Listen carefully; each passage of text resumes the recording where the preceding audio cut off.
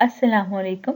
Welcome to SARS Education. The topic for today is Night Mail written by W.H. Auden. ये जो poem है ये first year की book में से है, बुक 3 में से पोएम नंबर 2। अब इसके बारे में हम थोड़ा सा जान लेते हैं कि क्या उसमें इसका थीम क्या है, राइटर सोच रहा है और वो किस तरह से उसने लिखी है। पहले तो हम राइटर का थोड़ा सा इंट्रो पढ़ लेते हैं। Winston Hugh Auden, 1907-1973, was an influential Anglo-American poet renowned for his versatility, technical skills, and ability to address a wide range of social, political, and personal themes. Born in York, England, Auden grew up in an intellectually vibrant environment which fostered his early interest in literature and science. Auden's early work, marked by a deep engagement with social and political issues, reflected the uncertainties of the interwar period and the rise of totalitarian regimes.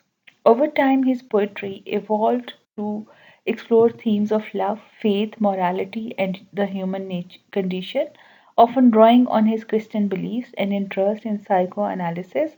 In 1939, Auden emigrated to the United States, where he became a US citizen in 1946. ये तो थोड़ा सा introduction था writer का। ठीक है, हम आगे देखते हैं theme. What is the theme of the poem. पहले तो थीम हमें देखना है कि इसका थीम क्या है। The poem night mail celebrates the journey of a mail train through the countryside, emphasizing its steadfastness and purpose. It reflects themes of duty, connection, and the power of communication, showcasing how the mail binds people together despite differences in their lives. Auden's rhythmic verses mimic the train's movement, symbolizing progress and the relentless passage of time. The poem also highlights the diversity of human emotions and experiences conveyed through the letters it carries, reminding us of the universal need for connection. अच्छा, इसका जो main theme है, इसका theme ये है कि इसमें एक तो नाइट मेल के थ्रू राइटर ने क्या बताने की कोशिश की है कि उसका रिस्पॉन्सिबिलिटी, ड्यूटी, कनेक्शन और वो किस तरह से हर चीज़ वो टाइम पे करती है और किस तरह से वो इवन दो रास्ते में उसके बहुत हर्डल्स आती हैं या हिंड्रेंस आती हैं, तो भी वो अपना जो उसका काम है वो टाइमली करती है, उसमें कोई डिले नहीं होता, उस किसी तरह की भी वो जो हिंड्रेंसेस की वजह से भी कोई भी उसमें प्रॉब्लम नहीं आती है। अच्छा, जहाँ से पोएम शुरू हो गई है, this is the night mail. अच्छा, night mail, the night train carrying mail crossing the border, meaning boundary, bringing the check and the postal order, letters from the rich, letters from the poor, the shop at the corner, the girl next door. अच्छा, ये मैंने इसकी explanation वैसे मैंने यहाँ पे लिख दी है। The opening lines of Night Mail by W.H. Auden focus on a mail train's journey, symbolizing connection, inclusivity, and progress. The train crosses physical borders, linking distant places, while also breaking social barriers, uniting rich and poor alike. It delivers letters, checks, and parcels, playing a vital role in both commerce and personal communication.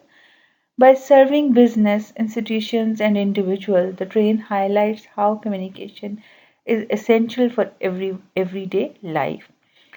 अच्छा, आप इसको अगर simple way में लिखते हैं तो अब इस तरह से लिखेंगे कि नाइट मेल जो है, नाइट मेल conveys या delivers letters, checks, postal orders on time. It does not distinguish among rich and poor people. मतलब वो उनमें ज़रा भी फ़र्क नहीं करती है अमीर और गरीब में, ना ही वो इसमें फ़र्क करती है कि कोई शॉप के कॉर्नर पे रहता है या वो नेक्स्ट ब्लॉक में कोई रहता है या कोई उस तरह से। उसमें उसके लिए सब एक बराबर हैं, उसमें उन कोई भी डिफरेंस नहीं है। वो ना किसी को इस तरह से ट्रीट नहीं करती है कि कोई अमीर है तो उसको टाइम से पहले पहुंचना चाहिए या अगर कोई गरीब है तो उसमें कोई डिले आना चाहिए। तो इसलिए वो दोनों में, उन सब में किसी भी तरह का फ़र्क नहीं करती है, और वो अपना जो, वो बहुत ही ड्यूटीफुल है और अपना जो भी काम है वो टाइमली मैनर में करती है। तो मतलब इसमें राइटर जो है, W.H. ऑर्डन जो है, वो यही बताना चाह रहा है कि उसके लिए फ़र्क नहीं है अमीर या गरीब में, या शॉपकीपर्स से, या नेक्स्ट ब्लॉक में कोई रह रहा है, उसके लिए सब इक्वल है और सबको वो टाइमली चीज़ें, उनके लेटर्स, उनके चेक्स, हर चीज़ टाइमली डिलीवर कर। अच्छा जी, नेक्स्ट हमारे पास जो स्टेंजा है, नेक्स्ट लाइन्स जो हैं, pulling up Beattock, Beattock is the name और द प्लेस, हाईएस्ट पीक कह लें या माउंटेन कह लें, सबसे ऊंची चोटी जो है, हाईएस्ट पॉइंट है, उसको कहा जाता है Beattock. A steady climb, steady continuous regular climb, चढ़ाई, ठीक है।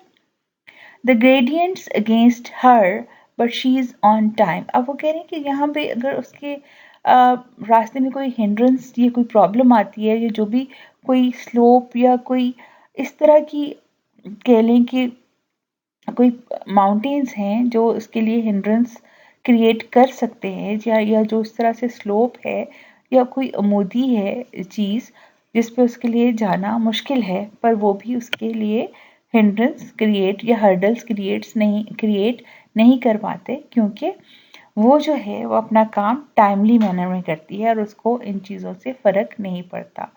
Past cotton grass and moorland boulder rock. अच्छा, पास्ट बियॉन्ड फार दूर दराज, कॉटन ग्रास ये लैंडस्केप को उन्होंने डिफाइन किया, and moorland is also an open place, boulder stone rock या गोल पत्थर को भी कहते हैं। Shovelling meaning emit throw white steam over her shoulder। अच्छा, अब इसमें इन लाइंस में उसने क्या बताया है, these lines describe the mail train combining a steep hill at Beatuk. Even though the slope is tough, the train stays on time, showing its reliability. The scene includes cotton grass and big rocks, giving a clear picture of the countryside. The train is described as throwing white steam behind it, making it seem alive and hardworking as it moves forward with determination। अच्छा, इसमें क्या उसने बताया, उसने कहा है कि यहाँ पे जो उसने सीन क्रिएट किया है, इसमें वो ये बता रहा है कि एक लैंडस्केप है, और उस लैंडस्केप में क्या है, कॉटन ग्रास है, ओपन एरिया है, स्टोन्स हैं, और दूर दराज इस तरह से उसने एक लैंडस्केप क्रिएट कर दिया। फिर उसने कहा कि वहाँ पे इवन दो अगर कोई स्टीप एरिया भी आ जाता है, कोई स्टीप हिल भी आ जाती है, वो वहाँ भी उसके लिए अपना जो उसकी रिस्पॉन्सिबिलिटी है वो फुलफिल करना उसके लिए मुश्किल नहीं है, बिकॉज वो इन चीज़ों की परवाह नहीं करती है और हर चीज़ टाइमली मैनर में करती है। ये क्वालिटी बताई है उसने ट्रेन की, ठीक है।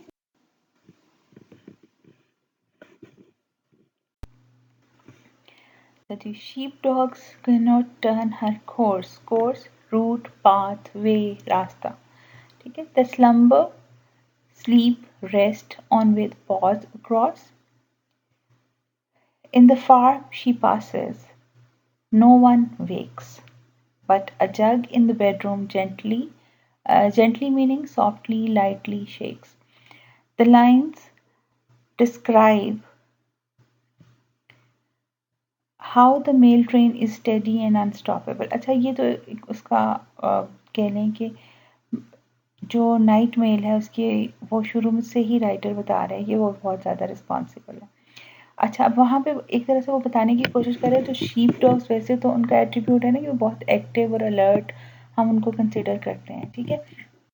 अब वो इतने एक्टिव हैं कि वो भी उसका रास्ता जो है वो नहीं रोक पा रहे, और वो भी उसका रास्ता जो उसको उसके रास्ते से हटा नहीं सकते।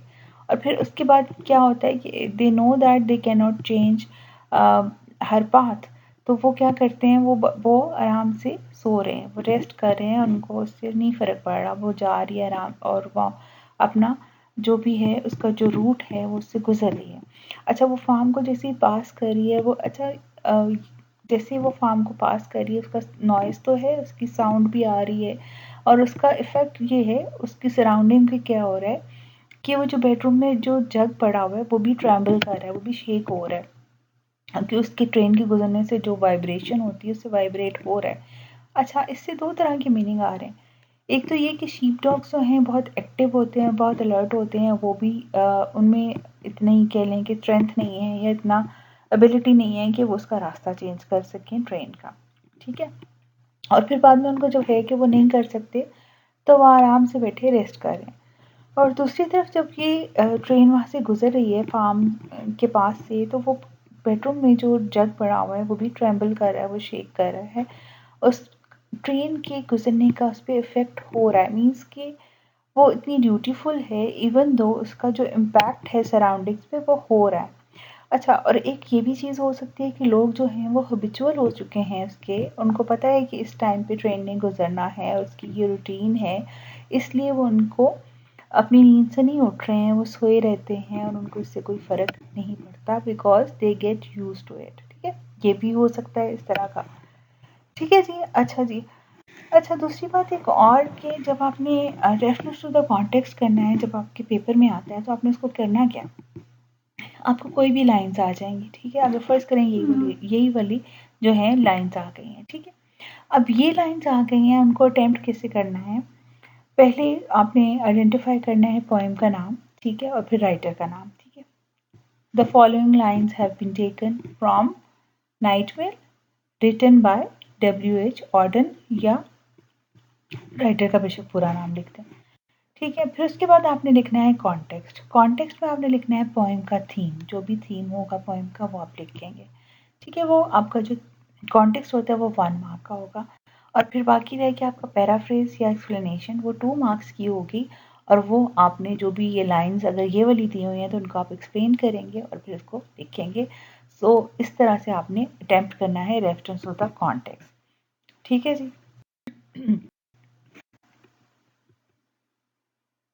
चलिए, ठीक है जी, ओके जी, अल्लाह हाफिज़।